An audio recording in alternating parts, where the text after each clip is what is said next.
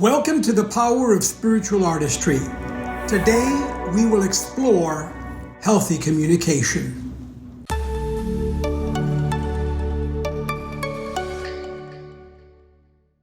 I have a friend who happens to be a marriage counselor. He has been practicing his science for over 40 years. One day, as we chatted over dinner, I asked him, "Dear friend, what's the greatest lesson you've learned in the practice of your profession?" He answered with a story. He said he had experienced very early on in his career, which had affected him very deeply and defined his practice. My friend was counseling a couple who had been married for 25 years. They came to him because they felt their relationship had become stagnant and unjoyful. At one point during a counseling session, the man looked at his wife and said, "The problem with you is that you do not know what I want, what I love, what I need." "Well," said the woman in response, "tell me, what do you want, love, and need?" At that point, my friend asked the man to define what he loved, what he wanted, and what he needed. And so the man did. My friend then said to me, for nearly 30 minutes, this gentleman went on sharing very intimate needs, wants, and hopes. When he finished, his wife looked straight at him and said, "Oh my God, I had no idea. Why didn't you tell me?" His response, "We have been married 25 years. You should have known." My friend then said to me, "It was amazing, but that man seemed convinced that all their years of marriage should have given his wife the power to read his mind. She was supposed to magically know his soul, although he had spent a lifetime hiding this truth from his wife, from the world, even from himself." After 40 years of marriage counseling, I have found that at the heart of nearly every human relationship problem is the challenge of communication. For lots of reasons, people simply do not communicate successfully, and this creates a host of problems which over time become insurmountable. At the heart of all human relationships is the need for healthy communication. Recently, I had the privilege of meeting and interviewing for our program, Open Heart Conversations, Miss Nancy Windhart, an interspecies and animal communicator. This remarkable woman has developed the skills and the ability to communicate with species beyond the human person. At one point during our conversation, she shared with me two remarkable lists of things that both hinder and help communication. I believe Nancy's insights can help us develop healthy communication skills no matter who we want to communicate with. Let me begin with the list of things that hinder healthy communication. The first of these is distorted attitudes. For example, if we believe that our partners are supposed to magically know what we want, this will hinder our ability to communicate effectively.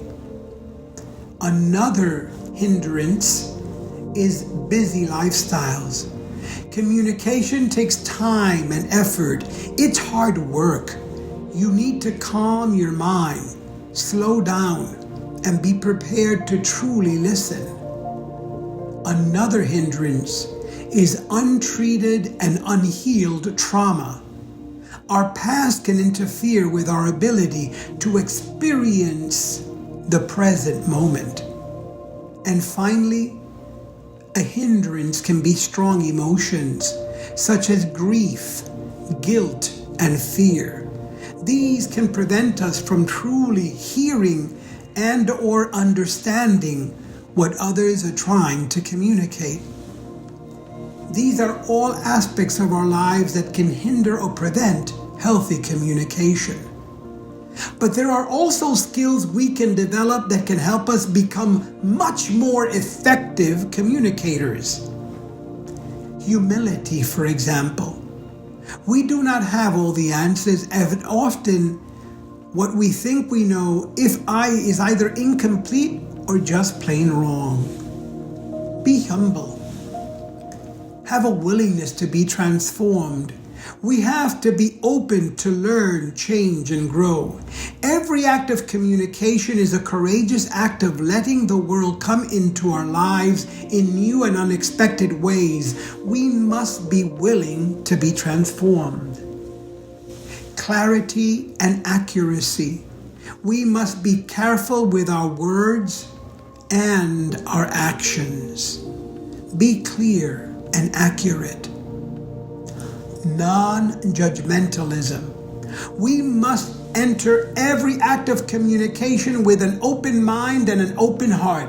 If we make judgments about people, our judgments will distort what they may be trying to communicate. Be non-judgmental. Patience. Communication is hard work for everyone. We must be patient with ourselves and patience with others. Be patient. Healthy boundaries. Always know yourself and your values. Know how much you want to share and how much you want to keep private.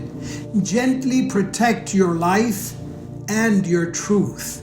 Have healthy boundaries. Compassion and empathy. Try to keep in mind that all people have been hurt and seek to be protected. They seek to protect their hearts and their lives.